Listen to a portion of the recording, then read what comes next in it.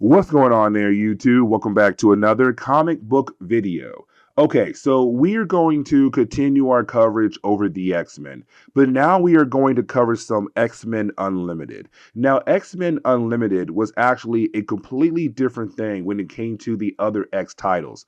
And let me explain. You see, in the 1990s, for Marvel, DC, really all comics, your books were usually monthly release books, meaning one book per month. And occasionally you'll have books released bi-weekly, so 2 books per month. When it came to X-Men Unlimited, it was a tad bit different. You see, you would get one book every single 3 months, so 4 books per year. And the reason why? To test out new artists and new writers when it came to them entering the scene of comics, to see if fans would actually like your writing or like your skills as a artist. And if Marvel and the fans like your work, then guess what? Your work will be used again down the road in other books and Marvel comics. And so for X-Men Unlimited, it was all like that, as a way to test out new writers and new artists to see if fans and Marvel could possibly like your work. Now, something else I do want to mention is that when it came to X-Men Unlimited, you were able to get at least one complete story in every single issue. Now, things did change when it came to the Onslaught Saga. In the Onslaught Saga, 2 of these books in this series were actually used as tie-ins, but the other books besides those 2 books mostly were giving you a complete story in one single issue. Now, the first issue for X-Men Unlimited was actually used to focus more on the actual leaders of the X-Men, so Cyclops, Storm, and also Charles Xavier. Now, as we all know, for Charles Xavier, he's the main boss of the X-Men in the 1990s. But then for Cyclops and Storm, it was more because they were the leaders of the 2 different teams that he had going on at that time. And so this book right here really shows why these 3 characters are the actual leaders of the X-Men, to show off their leadership skills in one single book. Now, currently for our heroes, they're trying their best to just survive the weather of Antarctica. And the reason why, because they were trying to leave the Savage Land, but something happened to the Blackbird. Now, the Blackbird is the jet they use to travel across the world, but something or someone had attacked the Blackbird and made them crash in Antarctica. Now remember, the Savage Land is more like a jungle area in the middle of Antarctica where the weather is perfect. You have dinosaurs there. You have different tribes of different people in the actual area of the Savage Land. But around the Savage Land is Antarctica. And so our heroes left that natural, beautiful weather and then jumped into some harsh weather. And that was when the Blackbird was attacked. And so as we dive into today's issue, we're just seeing our heroes being able to regroup, but just barely. Like right now, Storm is freaking out. And the reason why, because she can tell there's something wrong with the actual weather. With her connection to the Earth weather, she can tell something is off in this area. It really does bother her a lot. And for Cyclops, he's having a hard time right now controlling his optic beam. And the reason why, he lost his visor. So if he does open his eyes up, bam, that optic beam is going everywhere. And so currently you have Charles Xavier being his eyes by being able to connect his mind to Scott's mind and say, hey, Scott, use my vision as a way to walk around the area to figure out what exactly happened, but to also find Storm as well, which he was able to do. Now, that is the moment where we are being introduced to a new character known as Siena Blaze. I want to say it's Siena, but I also heard her be pronounced as Sienna, but I'm calling her Siena Blaze. Now, for Siena Blaze, this is not actually her first appearance. She first appeared back in the Strike Files issue number 1, but her actual full appearance was back in Uncanny X-Men issue number 301. But technically, this book right here takes place before that issue. And so even though her first appearance is in the next one we're going to cover in our next video, This story right here takes place before that one. It's a tad bit confusing, but for Siena Blaze, she has the ability to absorb the Earth's electromagnetic energy. And when she does, she's then able to take that energy and use it as a destructive blast towards her targets. And so for Siena Blaze, when she does that, she also has the ability to damage the electromagnetic field in that area around her. Now, if she does use her powers constantly over and over again, she could also destroy the Earth's ecosystem. Now, we currently see her with a group of scientists where apparently they were trying to see how powerful she truly is. But at the same time, she was also trying to use her powers as a way to kill off the leaders of the X-Men. And the reason why? Because she's part of the Upstart program. You see, we had actually talked about the Upstart program in our other videos in our coverage over the X-Men. The Upstart program is really more of a group of characters playing this sick game of going after other people. And once they're actually able to go after other people, they kill them off to receive points. And if you have the most points, you become the actual leader of the group. And here's a big thing right now. You see, if you kill off more powerful characters, you'll receive more points than usual. And so for Siena, her goal was to kill off Charles, Scott, and also Storm because they're powerful characters, but also because they're leaders of the X-Men. If you kill them off, you get a lot of points in the actual organization, and you quickly will move up to the top. Now, for her, she does find out that she did not kill off her targets thanks to the character known as Game Master. Now, Game Master is a character we also talked about before in our earlier coverage over the X-Men. For Game Master, he has the ability of being an omnipath, meaning that his mind is connected to all minds across the world. And so with that kind of power, he was able to tell Siena like, hey, listen, you did not kill off any of them. All three characters have survived the actual crash. Now, for Siena, that is a problem because she only came here to kill them off, but to also get her powers tested. Now, even though it is technically her fault that she was not able to kill off the three leaders of the X-Men, she also blames the scientists as well. And so because she does, she kills them off just like that. Now, for Game Master, he tells her like, the more often you use your powers, the more damage you do to the actual ecosystem, but also the weather in this area as well. And really, that's going to be very important for the later parts of this video. But now we have to jump over to Bishop and also Psylocke. Now, these two characters, they are currently back at the X Mansion, but they were in contact with Storm, Cyclops, and Charles Xavier before the actual accident. And so for Bishop and also Psylocke, they're getting very concerned because they lost connection to their friends, but at the same time, though, they kind of realize that they're kind of stuck somewhere in the middle of Antarctica. And that weather right there is pretty harsh for at least two members of the actual team. Now, getting back over to our team, they kind of want to sit down and go back over everything that happened to them when it came to the Blackbird actually crashing. Now, thanks to Charles Xavier and being able to connect the minds of Storm, Cyclops, and also his mind as well, they are able to kind of replay what exactly went down when it came to the Blackbird crashing in the middle of Antarctica. And so we do get a quick review of what they were doing in the Savage Land. You see, for our heroes, they actually stopped by the Savage Land to pay a visit over to Kazar. And the reason why, because Kazar had a huge amount of vibranium. And apparently he was going to give the vibranium over to the X-Men, which he did. But then on their way home for the X-Men, they were hit by some kind of blast. Now, we already know where that blast came from, Siena Blaze. But for our heroes, they had no idea where that power came from. All they knew that out of nowhere, they were hit and they were going down pretty fast. And so the next few pages are really more of Cyclops and Storm working together to save their lives. Because how big the Blackbird truly is, it was too much for Storm to try to use her powers as a way to bring the Blackbird down safely. And so Cyclops had to use his powers to cut the Blackbird in half.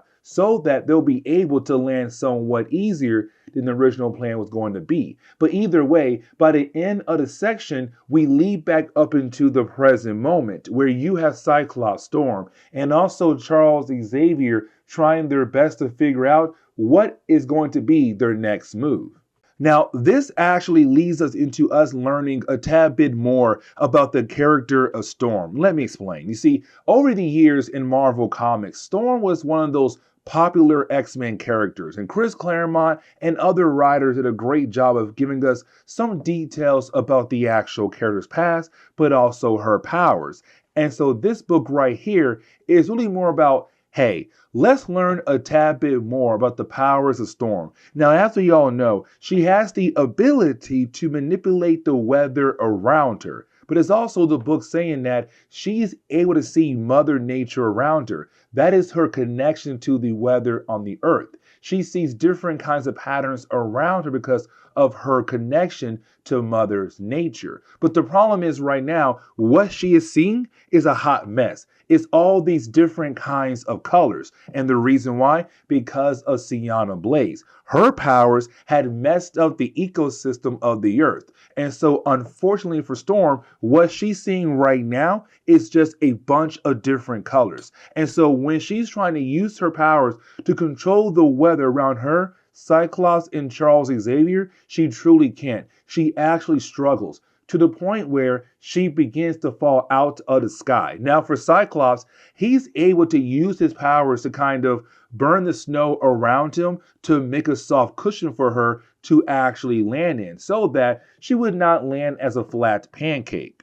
Now, we do continue on learning more about the actual powers of Storm here, and let me explain. You see, for Cyclops, he truly believed that when it came to the powers of Storm, he believed that she was unaffected by all the different kinds of weathers around the world. So, for example, if they were somewhere in an extremely hot area, for Storm, she'll be perfectly okay, but everybody else on her team would be affected by the actual hot weather in that area. But you have Charles say, "Are you stupid?" Like, no, that is not how her powers work. You see, for Storm, how her powers work is that if she's in a hot area, her body goes cold. But if her body's in a cold area, her body heats up.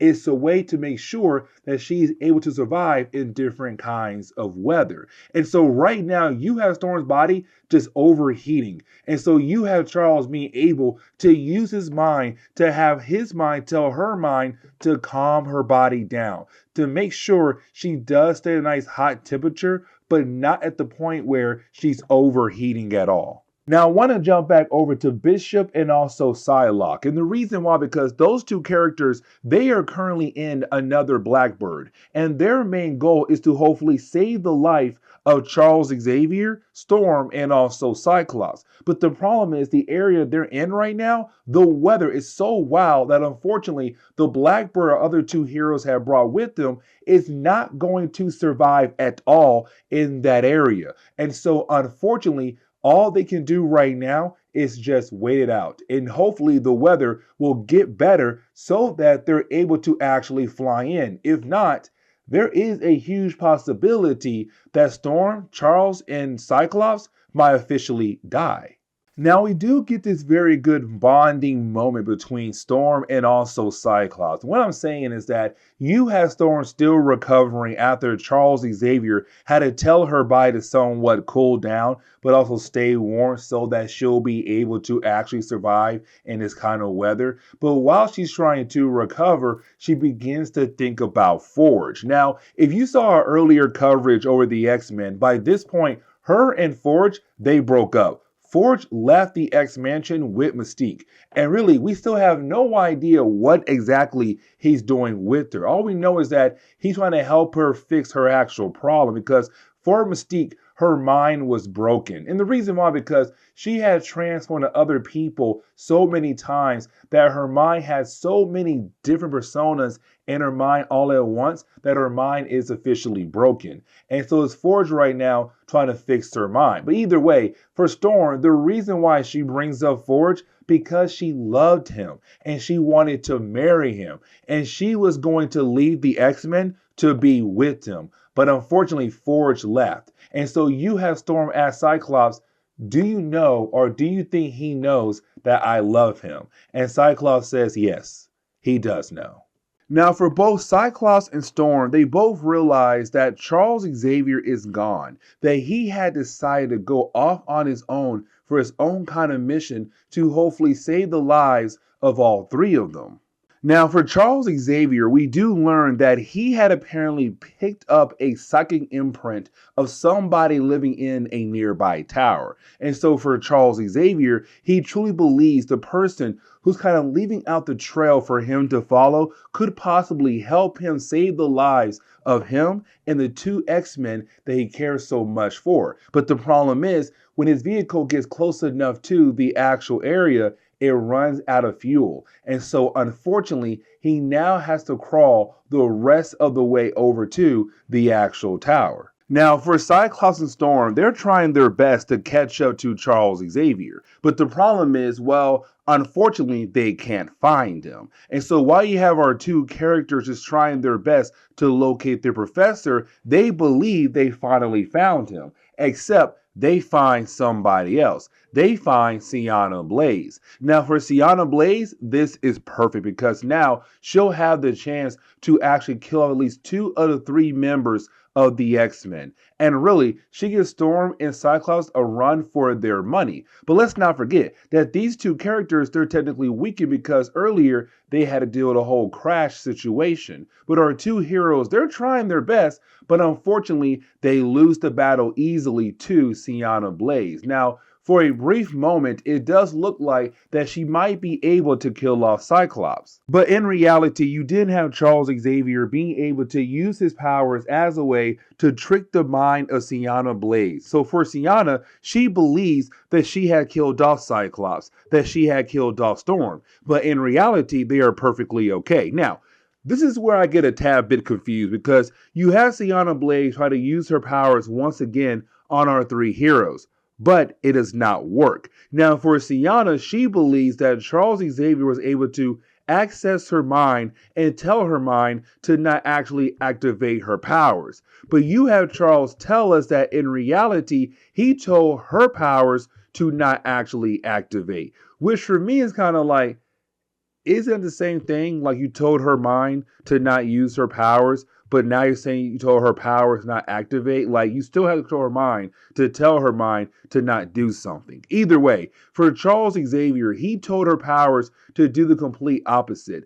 Instead of her trying to release a huge blast at our heroes, instead, her body is trying to absorb a huge amount of electromagnetic energy. Now, once she does absorb a lot, she does tell our heroes that if she does release this energy, they are going to die. Now, for Cyclops and Storm, they were able to bury a bunch of snow on her to kind of bring down the actual blast radius of her powers. Now, she is almost completely drained, but this is the moment where we learn that Siena Blaze has the ability to actually teleport. Now, for her to teleport, she has to ride the electromagnetic energy around the world, meaning that she's able to turn herself into energy to give her the ability to actually ride that energy across the world to teleport somewhere else. But here comes the big problem, though. You see, with her, we already learned when she does use her powers, she causes a huge vacuum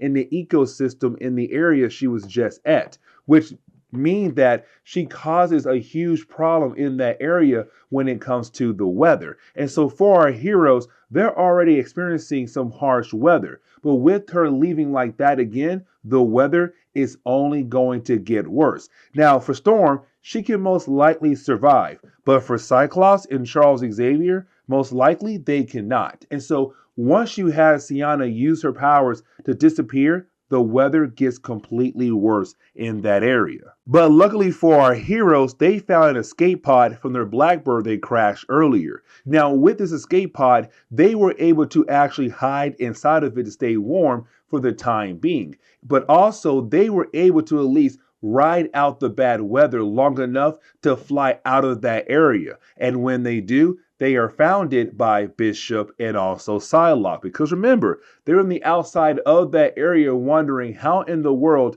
they were going to be able to save the lives of their close allies. But now they were able to easily find their friends just flying out of that area. And so they used their Blackbird to connect their Blackbird to that escape pod and take everybody home. And that really kind of ends today's video. Now, for Siena Blaze, we are going to see her again in Uncanny X-Men 301. But like I said earlier, that issue right there actually takes place after this one, even though it got released before this one. Because in the 1990s, especially after the Executioner song, with all the different X titles they had at that time, it got a little bit tad bit confusing on what to read first, because all the X books were trying to connect with one another, but at the same time, each X book had their own storyline going on that truly did affect each other books. And so it got a tad bit confusing. Either way, this is where we are going to end today's comic book video. So please leave me a like down below and subscribe. But guys, see y'all next time. Later.